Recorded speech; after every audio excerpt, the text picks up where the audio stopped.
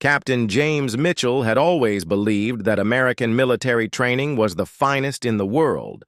With 15 years of service in the U.S. Army Rangers, 3 tours in Afghanistan, and countless medals decorating his chest, he carried himself with the confidence of a man who had seen real combat. His broad shoulders and weathered face told stories of battles fought and won, and his piercing blue eyes rarely showed doubt about anything. The assignment to London came as a welcome change from the dusty mountains of the Middle East. NATO had selected him for a special liaison program working alongside various European military units to strengthen international cooperation. The program would last 6 months, and James saw it as an easy assignment compared to dodging Taliban bullets in Kandahar. On his first morning in London, James walked through the busy streets wearing his dress uniform, the morning sun catching the polished brass buttons. Londoners hurried past him, some glancing curiously at the tall American officer, but most too absorbed in their daily routines to pay much attention. The city felt different from anywhere he had served. Ancient yet modern, with red double-decker, buses sharing the roads with sleek black cabs. His destination was Wellington Barracks, where he would meet his British counterparts for the first time. The imposing Victorian building stood like a fortress in the heart of London, its red brick walls having witnessed centuries of military history. As James approached the main gate, he noticed the impeccable presentation of the British soldiers on duty. Their uniforms were spotless, their posture perfect, and their movements precise. Inside the briefing room, James met Colonel Harrison, a thin man with graying hair and sharp eyes that seemed to evaluate everything around him. The colonel's accent was distinctly upper-class British, each word pronounced with careful precision. "Captain Mitchell, welcome to London," Colonel Harrison said, extending a firm handshake. "I trust your journey was comfortable." "Yes, sir.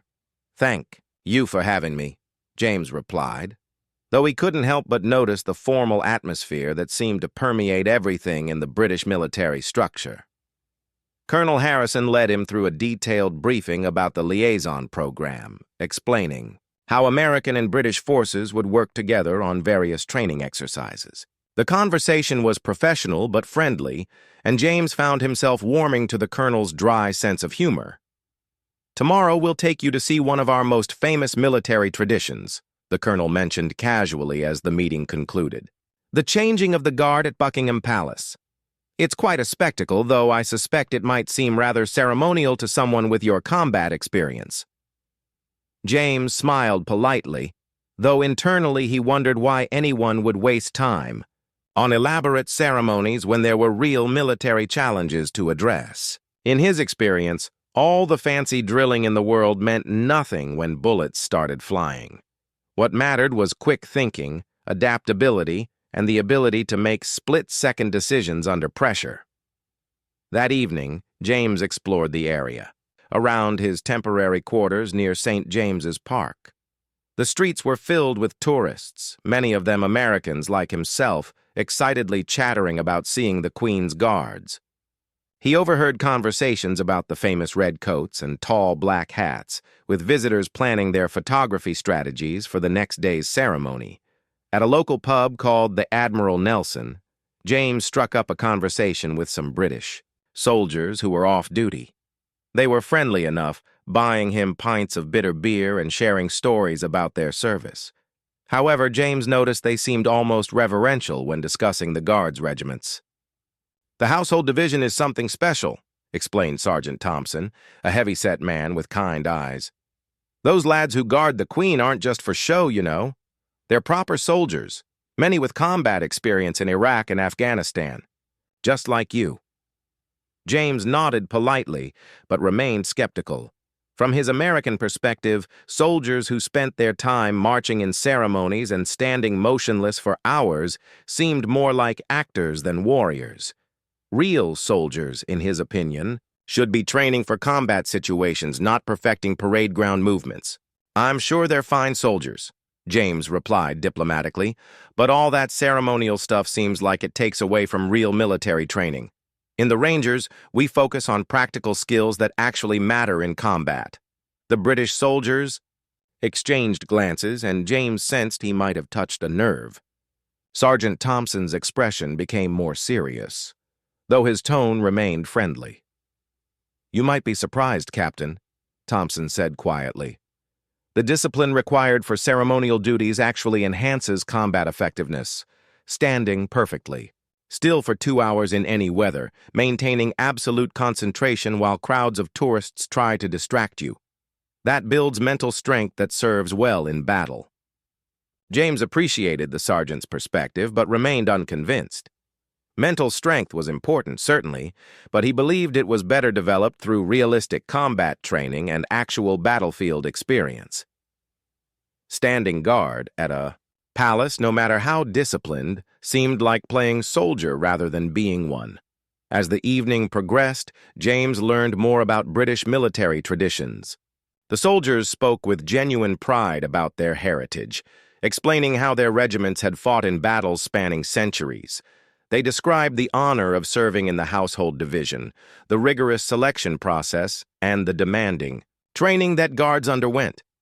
"It's not just about looking pretty for the tourists," another soldier explained. "The Queen's Guard has operational responsibilities. They're armed, they're trained, and they're ready to respond to any threat. The ceremony is just the visible part of their duty." Despite these explanations, James couldn't shake his American skepticism about military pageantry.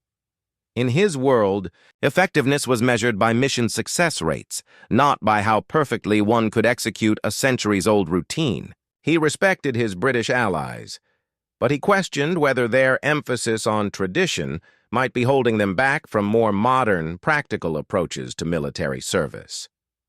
Walking back to his quarters through the quiet London streets, James reflected on the cultural differences he was already encountering. Tomorrow's visit to Buckingham Palace would be his first real look at the famous British military ceremony, and he approached it with the analytical mind of a professional soldier, curious to understand what all the fuss was about. The morning of his visit to Buckingham Palace dawned crisp and clear, with autumn sunlight filtering through the London fog.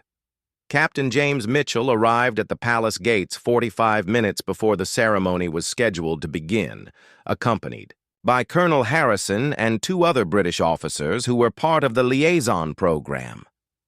Already, hundreds of tourists had gathered behind the ornate black and gold railings that surrounded the palace forecourt. Cameras and smartphones were held ready, and James could hear excited chatter in dozens of different languages.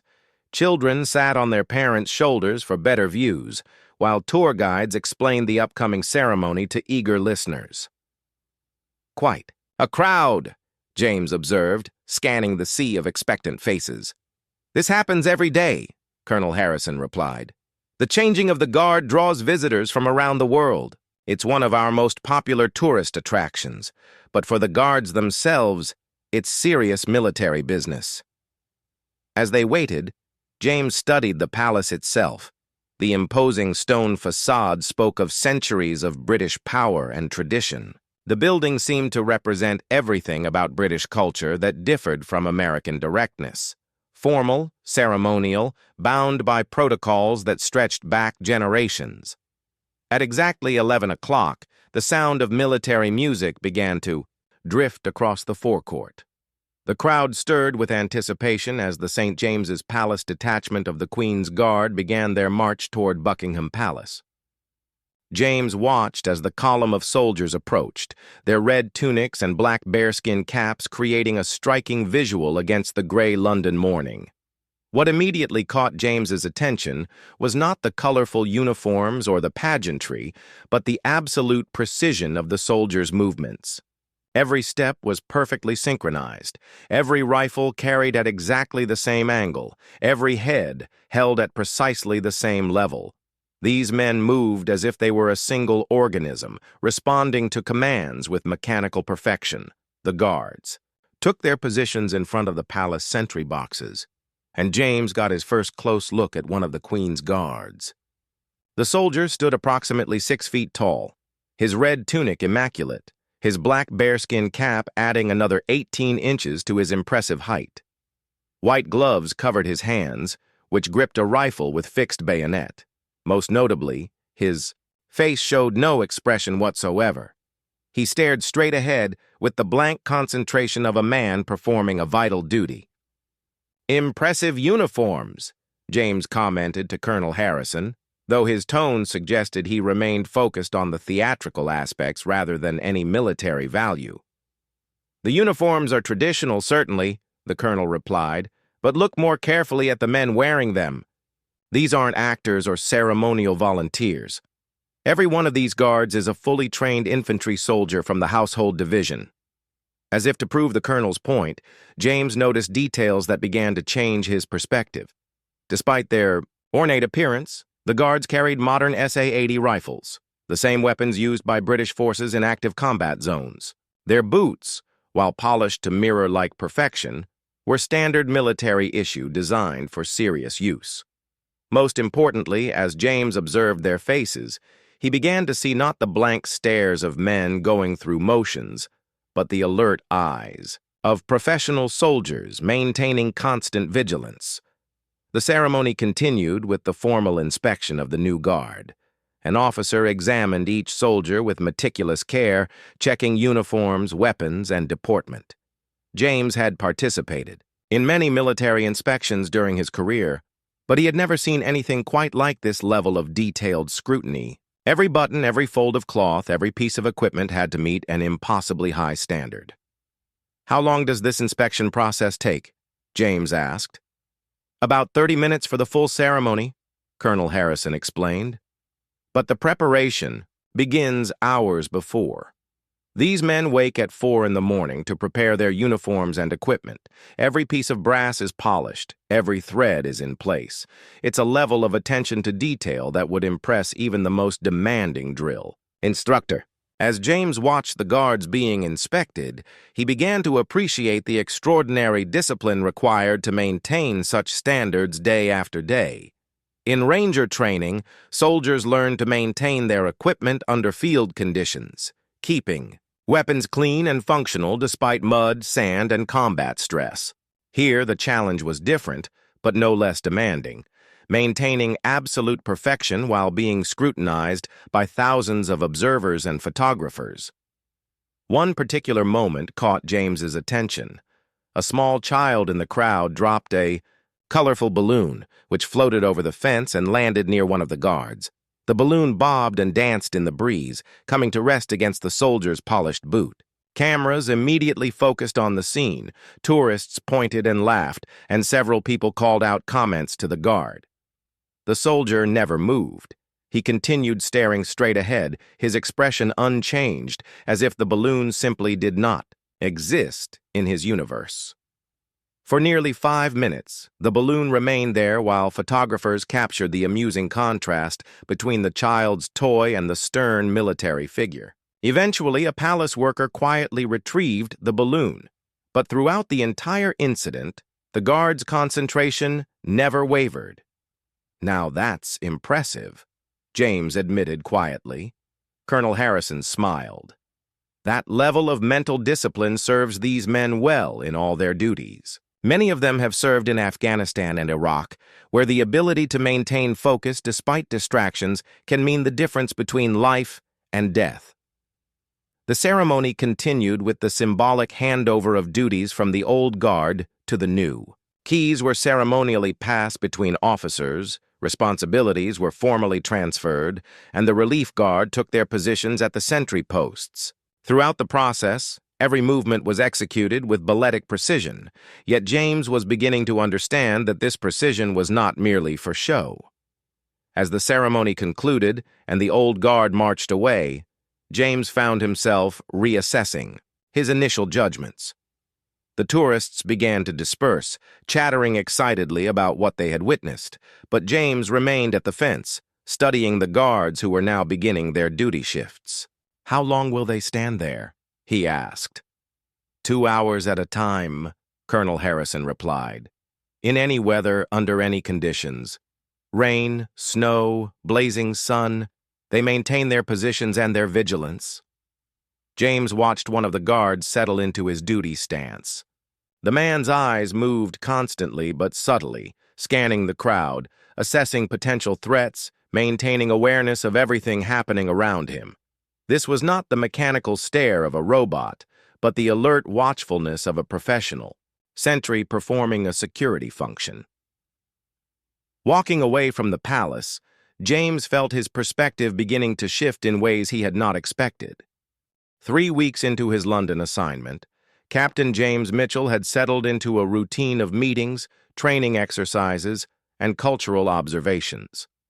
The initial ceremony at Buckingham Palace had planted seeds of curiosity about British military traditions, but his American pragmatism still questioned the practical value of such elaborate displays. That questioning attitude would soon lead him into a situation that changed everything. The opportunity arose during a casual conversation with Major Sarah Williams, a British Army officer who served as his primary liaison. Major Williams was a sharp, professional woman in her mid-30s who had served 2 tours in Afghanistan and commanded respect from everyone who worked with her. Unlike some of her colleagues, she seemed less bound by formal protocols and more willing to engage in frank discussions about military philosophy. "I've been thinking about what I saw at the palace ceremony," James told her over coffee in the officers' mess. "I understand it's a tradition, and I respect that. But I still wonder if all that time spent on ceremonial duties might be better used for combat training."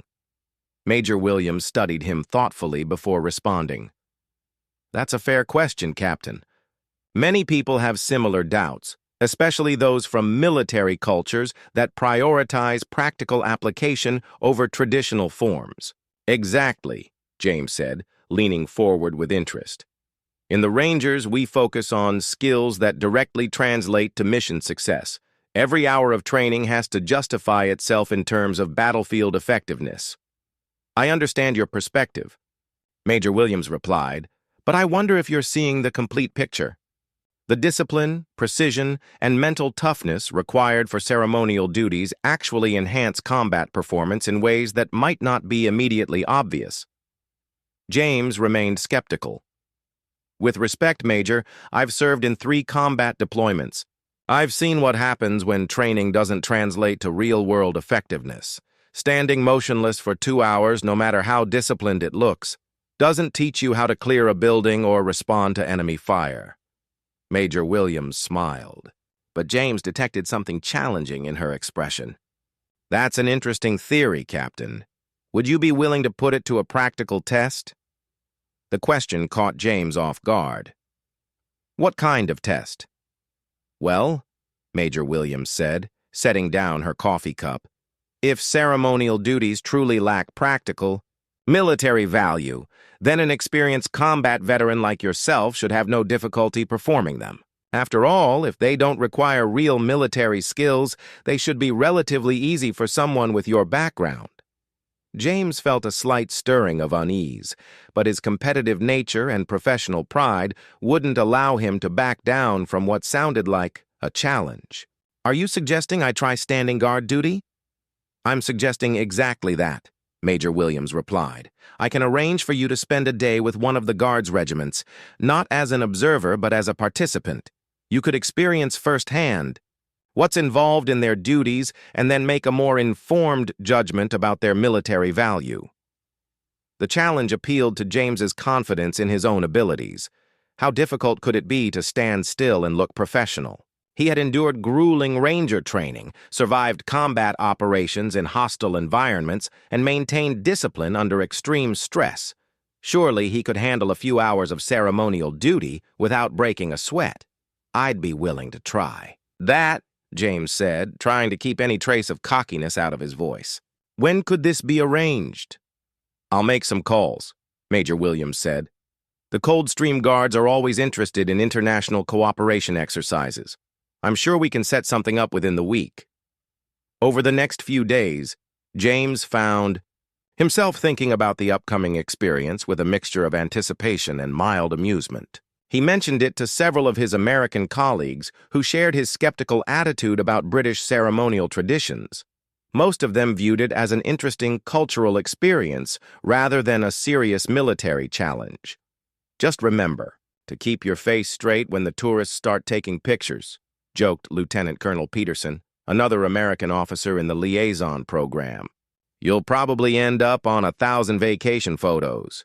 James laughed, but privately he was already planning how he would handle the experience. His ranger training had taught him to approach every situation with proper preparation, even ones that seemed straightforward. He began researching the specific duties of the Queen's Guard, studying their protocols and procedures with the same methodical approach he used for mission planning. What he discovered was more complex than he had expected. The Guard's responsibilities extended far beyond standing motionless for tourist photographs. They were active security personnel with real authority and serious duties. They had to maintain constant awareness of their surroundings, identify potential threats, follow strict protocols for various situations, and remain ready to respond to emergencies at any moment. Still, James remained confident in his abilities. He had maintained vigilance during long night watches in hostile territory, where a moment's inattention could result in deadly consequences. He had demonstrated mental toughness under extreme physical and psychological stress. Compared to combat operations, standing guard at a palace in peaceful London seemed manageable.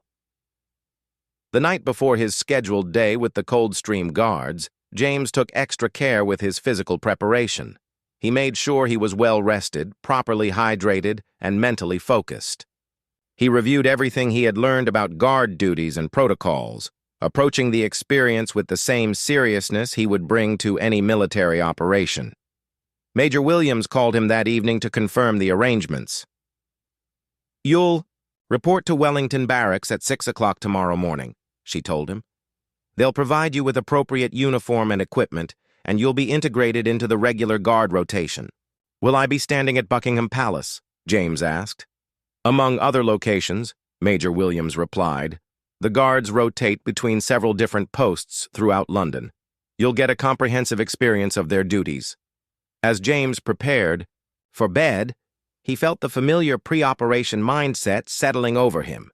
He had approached countless military challenges throughout his career, and this would be no different. He would demonstrate that an experienced American soldier could handle British ceremonial duties without difficulty, proving his point about the theatrical nature of such traditions. What James didn't yet understand was that he was about to encounter a form of military discipline unlike anything he had experienced before, one that would challenge not just his physical endurance, but his fundamental assumptions about what it meant to be a professional soldier. Captain James Mitchell arrived at Wellington Barracks at precisely 6 o'clock in the morning, the London streets still dark and mostly empty except for early commuters and delivery trucks. The October air was crisp, with a hint of frost on the sidewalks and a gray sky that promised another typical British autumn day. He was met by Sergeant Major Thompson, a tall, lean man with 30 years of service in the Coldstream Guards, whose bearing suggested he had never compromised on military standards in his entire career. "Captain Mitchell," Sergeant Major Thompson said with a firm handshake. "Welcome to the Coldstream Guards. Major Williams has briefed me on your interest in our ceremonial duties. I trust you're prepared for a full day of experiencing our traditions firsthand." "I'm ready, Sergeant Major," James replied confidently. "I appreciate the opportunity to observe your operations from the inside." "Observe?" Sergeant Major Thompson raised an eyebrow slightly. "Captain, you won't be observing today. You'll be participating fully in all duties, just like any other guardsman. I hope that meets with your approval." James felt a slight flutter of uncertainty, but maintained his confident demeanor. "Of course, I'm prepared to participate completely." Sergeant Major Thompson led him through the barracks to the uniform stores, where James was fitted with the complete ceremonial dress of a Queen's Guard.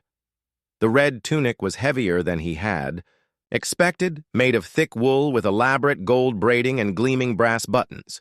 The process of putting it on correctly took nearly 20 minutes, with experienced soldiers helping him understand the proper way to wear each component. The white belt required precise adjustment to achieve the correct angle across his chest. The blue trousers had to be perfectly pressed with razor-sharp creases, White gloves had to fit exactly right to allow proper weapon handling while maintaining the required appearance. Finally came the famous bearskin cap, which added considerable weight to his head and required careful positioning to achieve the proper angle. "The uniform alone weighs about 30 pounds, explained Guardsman Davies, a young soldier who was helping James dress. "You'll barely notice it at first, but after a few hours it becomes quite challenging." James was surprised by the weight, but didn't comment. He had carried much heavier equipment during ranger operations, and 30 pounds of ceremonial uniform seemed manageable compared to a full combat load. What he didn't anticipate was how the weight would be distributed differently, or how the restrictive nature of the formal clothing would limit his movement and breathing. Next came instruction on the ceremonial rifle. The weapon was a standard SA-80 assault rifle, but it had to be carried and handled according to strict protocols that differed significantly from standard military weapon handling. Every movement had to be precise, every position exactly correct, and every transition between positions executed with perfect timing. "The weapon is always held at exactly this angle," Sergeant Major Thompson demonstrated. "Your left hand grips here, your right hand here, and the rifle never wavers from this position regardless of what happens around you. During the 2-hour guard shift, you'll move it precisely 3 times, when you assume your post, when you perform the ceremonial walk, and when you're relieved." James practiced the movements several times, finding them more challenging than expected. The formal positions felt awkward and unnatural compared to the combat weapon handling techniques he had mastered over years of training.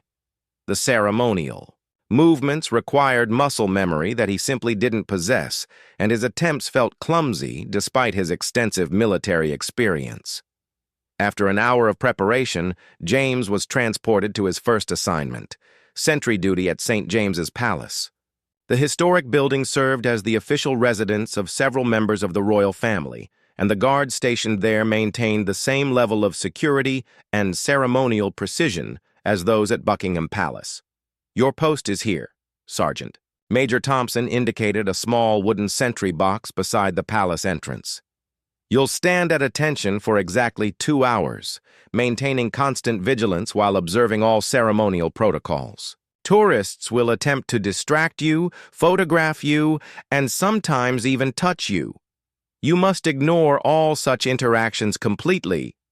James took his position, rifle at the prescribed angle, face set in the expression of neutral alertness he had observed in other guards.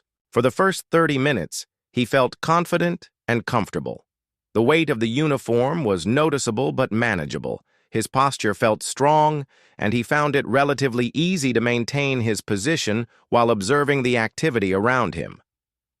The first real test came when a group of American tourists recognized his accent from the brief commands he had exchanged with Sergeant Major Thompson earlier. They began trying to engage him in conversation, asking about his service, making jokes, and eventually becoming more aggressive in their attempts to get a reaction. "Come on, buddy. We're Americans, too," one tourist called out. "You can at least smile for the camera." James maintained his stoic expression, but internally he felt annoyed by their persistence. In ranger training, he had learned to ignore distractions, but this was different. These weren't enemy combatants or training obstacles. They were fellow Americans whose behavior seemed disrespectful and whose constant attention was more wearing than he had anticipated. After an hour, the physical demands began to manifest in ways James hadn't expected. The weight of the bearskin cap was creating tension in his neck muscles. The restrictive uniform was limiting his breathing more than he had realized. Most challenging of all, the requirement to remain perfectly motionless was putting strain on muscles throughout his body that he rarely had to hold in fixed positions for extended periods. The mental challenge was equally demanding. James found that maintaining the blank, alert expression required constant conscious effort. His natural tendencies were to scan his environment actively, shift his weight periodically, and react to interesting or unusual stimuli. The guard's discipline required him to suppress all these natural responses while remaining fully aware of everything happening around him. By the 90-minute mark, James was struggling in ways that surprised and concerned him.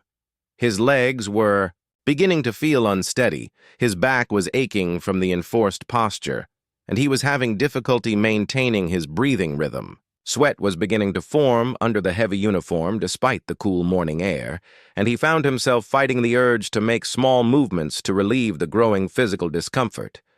Most troubling of all, James realized that his attention was beginning to waver. Instead of maintaining the alert security awareness that the duty required, he was becoming increasingly focused on his own physical discomfort and the countdown to his relief time. This was exactly the kind of compromised focus that could create security vulnerabilities in a real-world situation. When Sergeant Major Thompson approached for his scheduled relief at the 2-hour mark, James felt a profound sense of relief that he tried not to show on his face. But as he attempted to execute the prescribed movements for transferring his post to the next guard, he discovered that his muscles were cramping and his coordination was compromised by the extended period of motionless duty. "How did you find that, Captain?" Sergeant Major Thompson asked as they walked away from the post. James wanted to maintain his confident demeanor, but honesty compelled him to admit his difficulties. "More challenging than I expected, Sergeant Major. I didn't anticipate how demanding it would be to remain motionless for that length of time." "That was just the beginning," Sergeant Major Thompson replied, with what might have been the hint of a smile. "You have 3 more shifts scheduled today at different locations. Each one presents its own unique challenges." After a brief rest and meal break, Captain James Mitchell found himself standing outside Buckingham Palace for his second shift of the day. The morning's experience at St. James's Palace had been humbling, but James convinced himself that he had simply needed time to adjust to the unique demands of ceremonial duty. Surely this second shift would be easier now that he understood what to expect. He was wrong. The crowd at Buckingham Palace was significantly larger and more diverse than what he had encountered earlier. Hundreds of tourists pressed against the railings, creating a constant buzz of conversation, camera clicks, and excited exclamations. Tour groups moved in waves, guides shouting explanations in multiple languages, while street performers competed for attention nearby. The sensory overload was immediate and overwhelming. James took his position at the main gate sentry box, rifle positioned according to protocol, face set in the required expression of neutral vigilance. Within minutes, he understood that this assignment would test him in ways the morning shift had not prepared him for. The tourists here were more aggressive and persistent in their attempts to elicit reactions. They made faces, told jokes, asked personal questions, and some even attempted to touch him or his equipment. Camera flashes went off constantly, creating brief moments of disorientation. Children were lifted up by parents for better photo opportunities, their excited voices creating a persistent background of noise. "Look, Mommy, he's like a toy soldier," one child exclaimed loudly, pointing directly at James. The comment stung more than James wanted to admit. He was a combat veteran with 15 years of distinguished service, not a tourist attraction. But his duty required him to stand motionless and expressionless, while strangers treated him as an object of entertainment rather than a professional soldier performing important security duties. 20 minutes into the shift, a group of university students began what they clearly thought was a hilarious game of trying to make James laugh. They performed silly dances, told increasingly ridiculous jokes, and made exaggerated faces while positioning themselves directly in his line of sight. Their persistence was remarkable, and James found himself fighting not just the urge to react, but growing irritation at their disrespectful behavior. The physical demands of the second shift were compounded by the morning's exertion. James's muscles were already fatigued from his first 2-hour stint, and the aches in his neck, back, and legs returned more quickly this time. The weight of the bearskin cap seemed to have increased, and the restrictive uniform felt more confining as his body tried to compensate for the growing discomfort. Halfway through the shift, James encountered something that truly tested his discipline. A young woman approached the sentry box and began speaking to him in what appeared to be genuine distress. She explained that she was lost, separated from her tour group, and didn't know how to get back to her hotel. Her accent suggested she was American, possibly from the South, and her obvious anxiety seemed authentic. Every instinct James possessed told him to help this fellow American who was clearly in need of assistance. In any normal circumstance, he would have provided directions, offered to call for help, or at minimum acknowledged her situation with reassurance. But his duty as a Queen's Guard required him to remain motionless and silent, treating her distress as completely irrelevant to his responsibilities. The woman waited for several minutes, becoming increasingly upset when James failed to respond. She began to plead more urgently, explaining that she was frightened and alone in a foreign city. Finally, she walked away in tears, clearly hurt and confused by what she interpreted as callous indifference from someone she had hoped would help her. James felt genuinely distressed by the encounter. His military service had always been motivated by a desire to help and protect others, and being forced to ignore someone in genuine need violated his fundamental sense of purpose. Yet he understood that breaking protocol would have compromised his duty and potentially created security risks that could affect the safety of others. The internal conflict between his natural compassion and his required discipline created a new form of stress that James had not anticipated. He found himself questioning not just his ability to perform the ceremonial duties, but his understanding of what those duties actually represented. As the second shift progressed, James began to appreciate the complexity of the mental challenges facing the Queen's Guard. It wasn't simply a matter of standing still and looking impressive for tourists. The guards had to maintain constant security awareness while filtering out an overwhelming stream of distractions.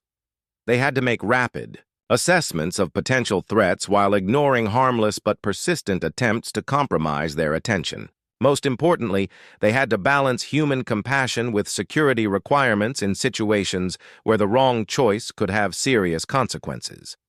By the time his relief arrived, James was physically and emotionally drained in ways that surprised him. The ranger training and combat experience that he had always relied upon seemed inadequate preparation for this entirely different form of military discipline. As he walked away from the sentry post, he felt a newfound respect for the guards who performed these duties day after day without complaint. "The afternoon shift will be at the Tower of London," Sergeant Major Thompson informed him during the brief break between duties. "Different environment, different challenges. The crowds there tend to be smaller but more focused on the historical aspects of the site." James nodded, though privately he wondered if he had the stamina and mental fortitude to complete 2 more shifts. The day was far from over, and each assignment seemed to reveal new layers of difficulty that his initial confidence had not prepared him to handle. "Sergeant Major," James asked as they traveled to the Tower of London, "how do your men maintain their performance standards day after day? This level of discipline seems incredibly demanding." "It is demanding, Captain," Sergeant Major Thompson replied. "That's precisely the point. The guards who can master these duties develop levels of mental toughness, physical endurance, and disciplined focus that serve them extraordinarily well in all other military applications. The ceremony isn't separate from combat effectiveness. It's a method of developing combat effectiveness." For the first time since the challenge began, James started to understand that his fundamental assumptions about ceremonial duties might have been flawed from the beginning. Rather than being theatrical displays that distracted from real military training, these duties might actually represent a highly sophisticated form of military training that developed capabilities he had never properly recognized or valued. The Tower of London shift began at 4 o'clock in the afternoon, just as the autumn light was beginning to fade and the ancient fortress took on an even more imposing atmosphere. Captain James Mitchell, now on his 3rd assignment of the day, felt the accumulated fatigue of the previous shifts weighing heavily on both his body and mind. His confidence from that morning seemed like a distant memory, replaced by a growing appreciation for the genuine difficulty of the duties he had so casually dismissed. The tower presented different challenges than the previous locations. Tourists here were generally more respectful and historically minded, but the environment itself was more complex. James was positioned near the entrance to the Crown Jewels exhibition, where his duties included both ceremonial responsibilities and active security awareness for one of the most valuable collections in the world. "This is a working fortress," Sergeant Major Thompson had explained during the brief transition. "The guards here aren't just ceremonial. They're part of an active security system protecting irreplaceable national treasures. Your vigilance must be absolute." As James took his position, he realized that this assignment required a level of security awareness that went beyond anything he had experienced earlier in the day. While maintaining the same motionless posture and blank expression, he also had to monitor the flow of visitors, watch for suspicious behavior, and remain ready to respond to potential security threats at any moment. The physical demands of the third shift were brutal. James's body was already pushed beyond its normal limits, and the familiar aches in his neck, back, and legs had evolved into sharp pains that demanded constant mental effort to ignore. The weight of the uniform felt crushing, and his breathing had become labored as the restrictive clothing and accumulated fatigue took their toll. More challenging still was maintaining the required level of mental focus. James found his attention wandering as exhaustion set in, and he had to fight constantly to keep his mind sharp and alert. This was exactly the kind of compromised performance that could create real security vulnerabilities, and he began to understand why the selection and training process for the Queen's Guard was so rigorous. 30 minutes into the shift, James experienced something that would forever change his understanding of military discipline. A man in his 30s approached the area near James's post, moving in a way that triggered every security instinct the captain possessed. The individual was scanning the environment systematically, paying particular attention to guard positions and security cameras while trying to appear casual and tourist-like. In a normal situation, James would have immediately alerted other security personnel and begun discreet observation procedures. But his role as a Queen's Guard required him to maintain his ceremonial posture while somehow communicating the potential threat to the appropriate authorities without breaking protocol or creating panic among the tourists. Using only subtle eye movements and barely perceptible shifts in posture, James managed to alert a plainclothes security officer to the suspicious individual. The communication was so discreet that most observers would never have noticed anything unusual, yet it resulted in the person being quietly approached and questioned by security personnel. The incident revealed to James a dimension of the Queen's Guard duties that he had never considered. These soldiers had to master a form of security communication that was far more sophisticated than anything he had learned in conventional military training. They had to maintain perfect ceremonial discipline while simultaneously performing complex security functions that required split-second decision-making and flawless execution. As the Tower of London shift continued, James encountered a group of British military veterans who had come to pay their respects at the historic site. Unlike the tourists and casual visitors, these men immediately recognized the significance of James's duties and treated him with the respect due to a professional soldier performing important work. "Thank you for your service," one elderly veteran said quietly as he passed James's position. "Both to your country and to ours today." The simple acknowledgement meant more to James than he expected.